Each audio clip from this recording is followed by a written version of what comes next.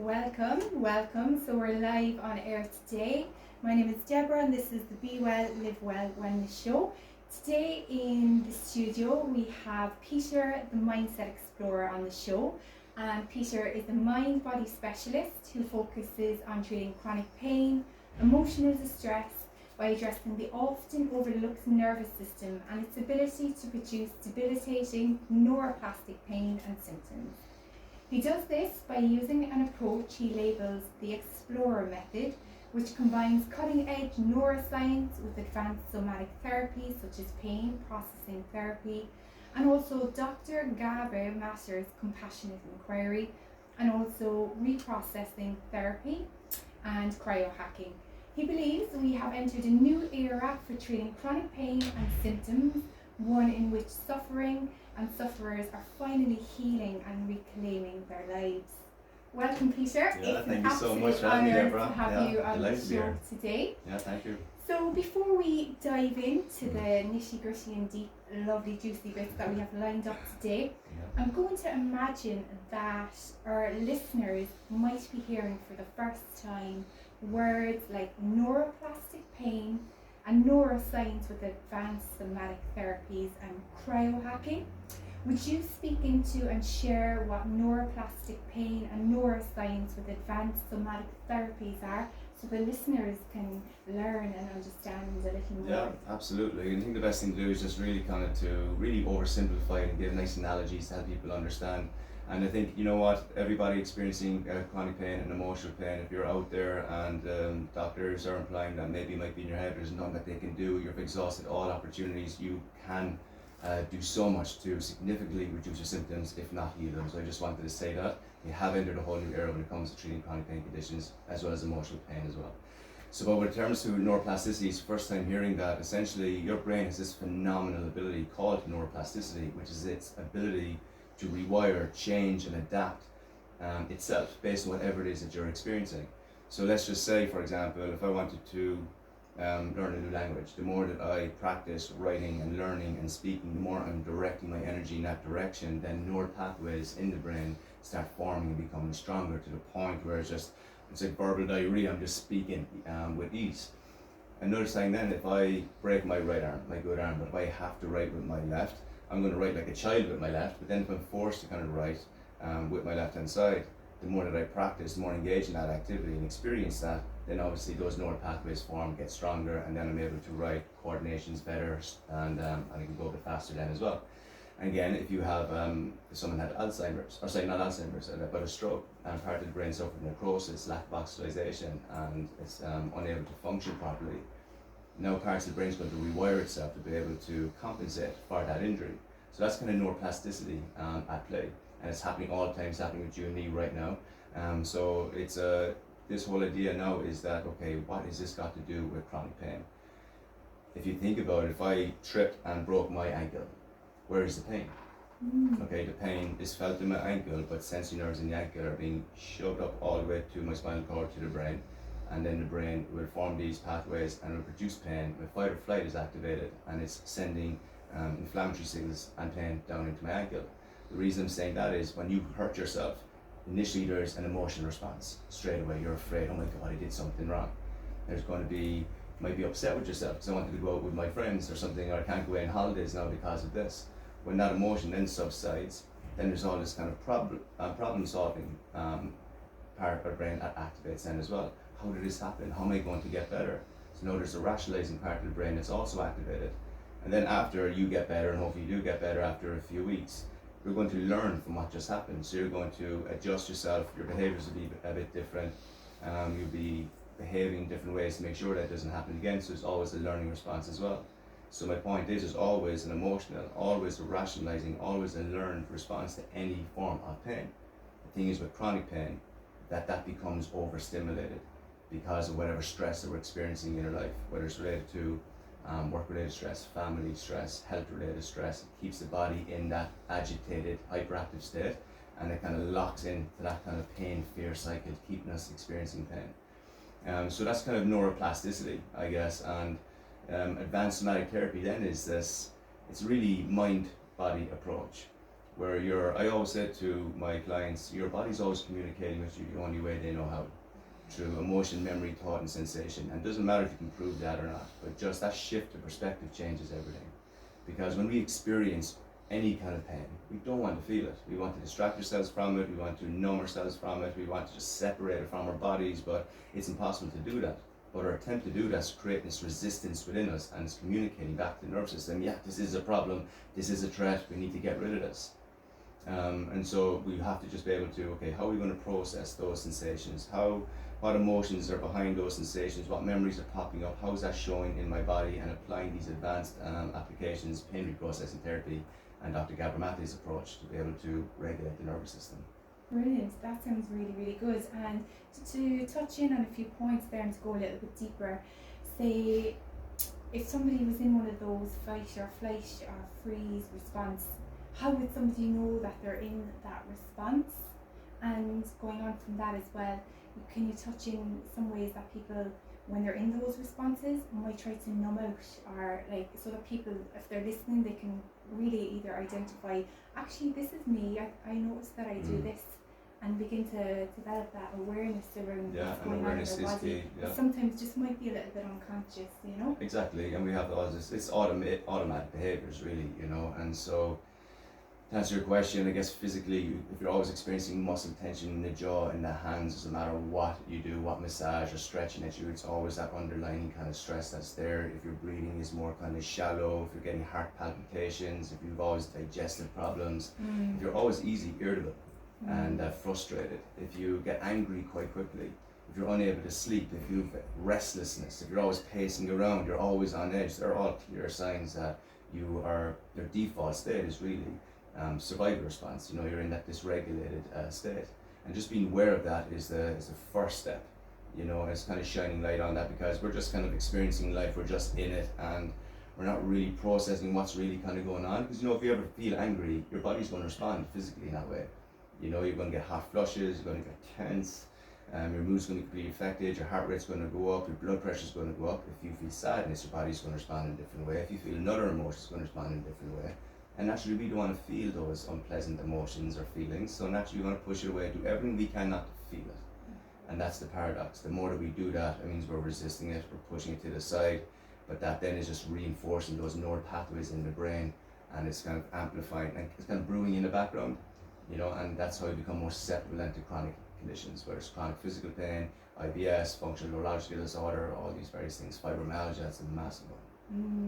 You're bang on there. I speak from my own experience in the sense of like developing an autoimmune disease, and when I actually look back now, I was very much living in my head, disassociating from pain and numbing myself out with alcohol and just being a perfectionist and always being really, really busy and stuff. And for me, what I found, it wasn't until I fully learned to feel that I was able to heal the body. And we're, like, say with the work that you do you see that with your clients as well? Obviously there's the fear of not wanting to feel, and then working with you, then how do you allow them to give themselves permission to begin to feel? Can you speak into how you work with your clients, and is it one-to-one, is it group work? Yeah, absolutely. And just want to latch on to the point you just made there, that perfectionism, there are also insights into you're in that kind of dysregulated state. Perfectionism, chronic people pleaser, always thinking the worst case scenario, always anxious, you're always putting other people's needs before your own. You know what I mean? The common denominator there is this kind of fear that you're not good enough, that you don't have what it takes, and so on. Now when I'm saying this, and if someone has chronic pain, they're saying like, you know, not all chronic pain conditions stem from childhood difficulties or trauma, but it is the number one kind of risk factor. So when it comes to my approach, which is the Explore method, which as you said combines pain reprocessing therapy, Dr. Gabor Maté's advanced somatic therapy, and cryohacking, on a one-to-one session, whether it's done virtually, because I work with people in the UK and Canada as well, or in clinic, then they're either sitting down or they're lying down, their eyes are closed ideally, and we're really, and by the way, when I'm going to verbalize this, people are going to say, or will think, there's no way in hell what you're saying is going to help the intensity of the pain that I'm in. If it was that easy, everyone would be doing it, there'd be no more chronic pain, my doctors would have told me about it, and so on. That's the kind of a paradox, really, or we now have the science to back this up. So just be aware of that, the words I'm going to speak right now, okay? That's the paradox, all right? It's actually a lot simpler than we think, but it's the most challenging thing that we'll ever do, because we'll have to do the opposite of what we'll be doing all the time, which is trying to get rid of it and not feel it. And it makes complete sense to want to get rid of it and not feel it, but that's the paradox. We have to allow ourselves to get really kind of close to it, be curious about it, and observe it and experience it in a very different way. And that's where the deep rewiring happens. So coming back to your question, they will do like a little quick grounding. We're processing what's going on in the body. I might kind of ask them something that might cause their body to respond in a certain way, and then we're really kind of reading what's going on in the body. What sensations are there? Is it tingling, numbness, heat and cold? It could be related to your symptoms, and it could be completely unrelated. And then it's about creating space for that, because that's the nervous system communicating. It's responding to what's coming on subconsciously or consciously. And it's like, okay, what emotions behind that sensation? What memories popping up? What thoughts are popping up? How's that coming into the body? What are you noticing? What's your response to this unpleasantness that's coming up? Whether it's a very painful memory from the past, this thought, this really grief, no one wants to experience that, this fear that's there, how are you responding to that? Because your nervous system is always assessing its environment. You know, is it safe, is it not? And then it's assessing your thoughts and your responses. So your nervous system is so attuned to your responses. And so if you respond to this fear and this sadness, it's like, I don't want to feel it and resisting, and you're just trying to ignore it, then you're communicating back to it, yes, this is a problem, you're right, this is dangerous, and we're in that cycle of pain. That's a thing called pain-fear cycle, you know. And so when you do that and create that space, help change your perception towards it and understand it, allow it to express itself in a different, more healthier way.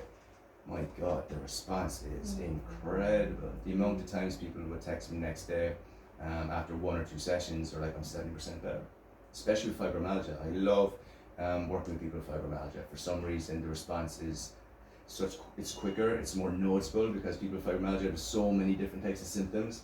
But this is incredible. It's only a matter of time before this becomes more mainstream, you know. So we're right on the edge now of this new era. So it's beautiful.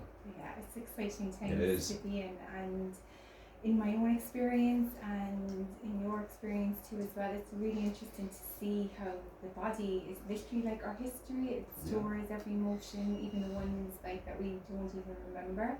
And I speak for myself, and I can also notice it with the clients that I work with as well, that a lot of the times the biggest fear isn't the actual feeling, it's the resistance to feeling the feeling. And then once people are able to be with the emotion and allow it to move through the body, there's so much lightness there.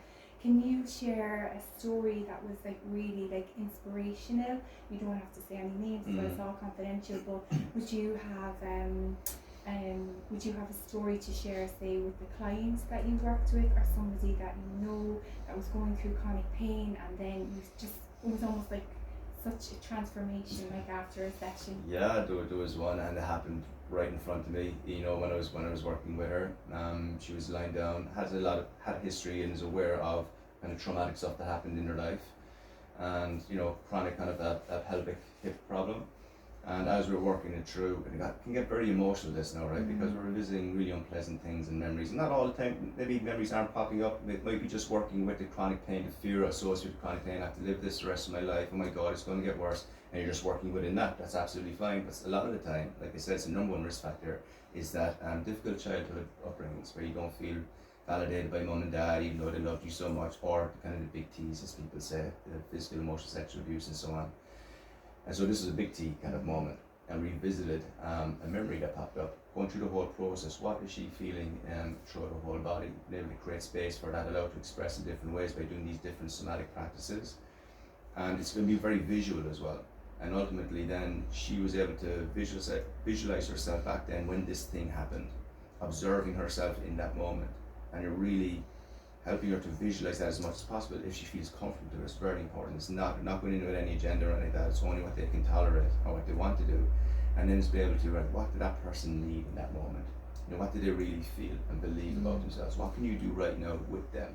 You know, so in this visualization, they're there with them and they're giving them what they need. It was that love and comforting support to help them to get out of the situation that they're in.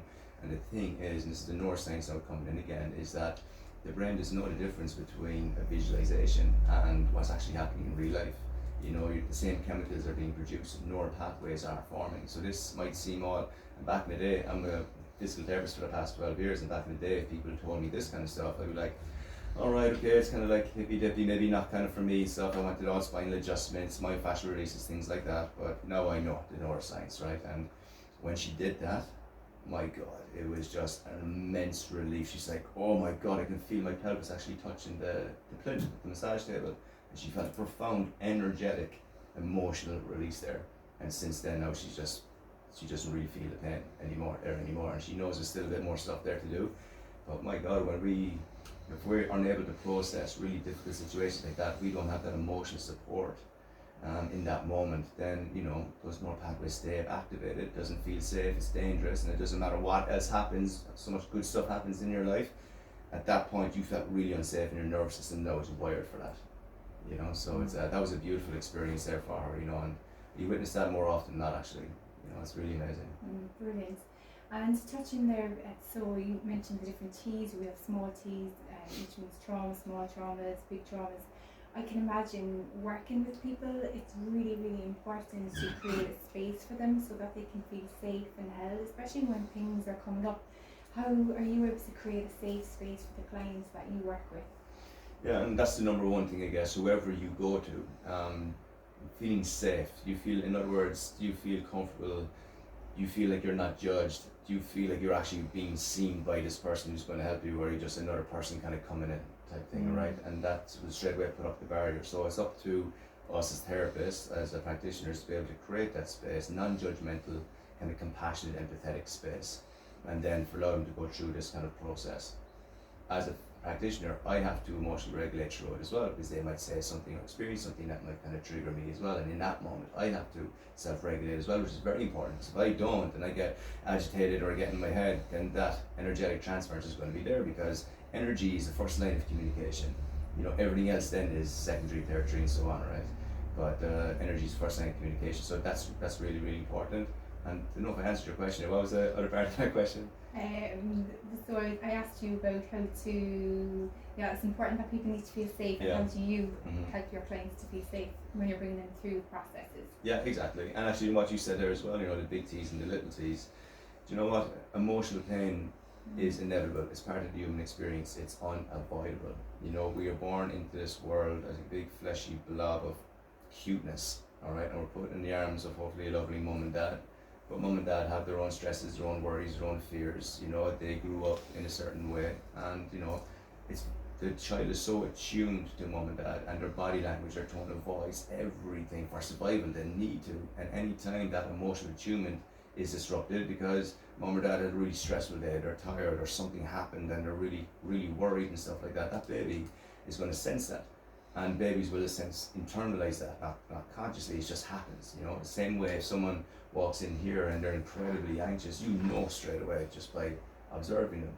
And so it's I think that's really, really important. I hope that gives a bit of ease with people that emotional pain is inevitable, but also can be kind of rewired. Trauma is loaded, it's not a word I like using a lot because people have their own perception of what that is. It's just emotional pain. You know what I mean? It's a time when your life really didn't have that emotional support or validation, and it's just all about being aware of that, allowing yourself to allow that vulnerability to show up in your body, because if we're unable to work through that, then the neural pathways will stay activated, we stay in that survival, fight or flight stress response, and we become far more susceptible to chronic pain conditions and then emotional conditions then as well. I hear you. And if we had somebody listening to the show right now and they're thinking, that sounds really interesting, I can identify a lot with what you're saying, Peter, but I feel really nervous and I feel scared and unsure, but there's a curiosity there and I want to learn more. What words of encouragement or what supports could you give them, on their beginning steps of this journey? I think the most important thing is you're in complete control of this whole process. If you want to explore this more with me or somebody else, just you are the one that's in control. If you didn't want to answer any question, and if you don't want to go and approach a certain memory or something like that, then it's your right not to go through that. It's all about building your tolerance slowly, and that's a part of the cryohacking, which is a small element of it's one of the small pillars of the Explore method. And cryohacking is where we use like freezing cold water as an external kind of discomfort. And it's about auto controlling our response going into the freezing cold water and building a tolerance to it. It's the same with our emotions and that deep fear and worry that might be there. It's about, okay, are you able just to allow that just to come out just a small bit? How is that showing up in your body? You know, if you only just did a small bit like that and just in one session, that is gold. You know, so it's completely understandable that curiosity is real, that fear is real, but are you going to allow that fear to dictate you getting better? You know, the fear is completely valid. It's there for a reason. It's communicating with you. It doesn't feel safe. If there's a threat that's there, it's completely fine. If you feel comfortable enough to go to someone, then I highly recommend it. And you go as far as you want to go at your pace. That's very important. Brilliant. And I heard you touching on self-regulation of people's nervous systems.